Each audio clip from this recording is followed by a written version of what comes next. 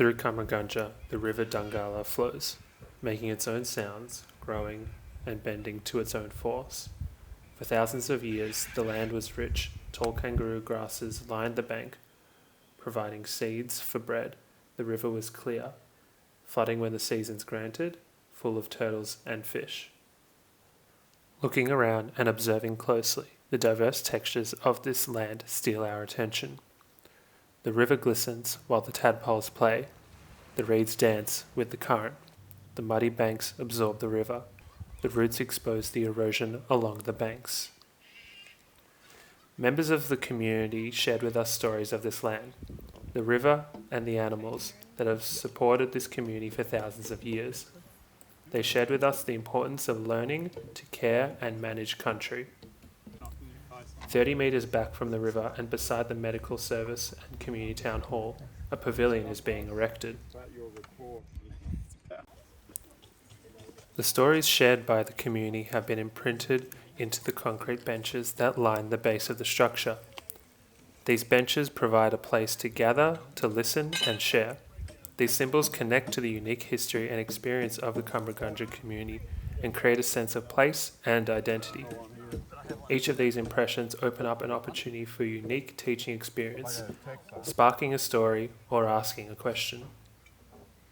Each of these patterns come from Uncle Cole's observations of elements important to Cummeragunja.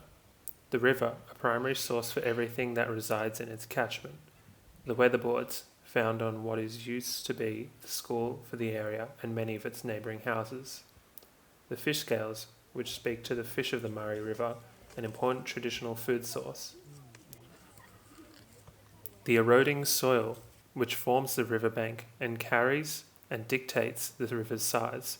And finally, the reeds, which line the bank and provide habitats for those living in the waters. These are not flat single representations, but rather provocations of a broader contextual mapping. Any visitor that has the power to find it in their own meaning and story, and each expression tying to the land in which they lay. These reliefs are not the only stories etched into the concrete. The material itself harbours the history of its composite condition, a careful balance of sand, cement, and water, each with its own story of origin and life cycle. The marks and irregularities result of the work by human hands. With time, we ask, what other stories will the concrete begin to tell? Collective stories of aging and destruction, possibly personal memories of conversation had with loved ones, or even lore passed on from elders. Reliefs, symbols, and patterns are often used in architecture. The way they are built, who makes them, their depth and clarity have a great impact on what story they can tell. We want to share with you 3 examples by Aboriginal artists that aim to tell stories through architecture and the built environment. The riverbank is a Ghana market. These concrete reliefs were designed by Paul Hersich. The project is named The Riverbank is the Ghana Market. These images aim to enable a sense of learning and experience of past, present and future as they walk the adjacent steps of the Ghana people between the riverbank and Central Market District. This project, also by Paul Hersich, is named the Ghana Learning Circle. The piece tells the story of the relationship between the Milky Way and the River Torrens, which the Ghana people use to sustain their way of life.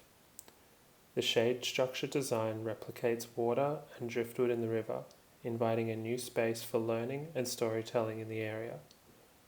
The Wangu poles playfully tell the story of the Ghana people, illuminating the space with carefully placed perforations. Thank you for listening. We would like to end with some of the following questions. Which of these did you like most? Which of these do you think tells the best story? How do you feel when you see these? And back to our first question. How well do you think the concrete benches here speak to the story of Cummeragunja? Thank you.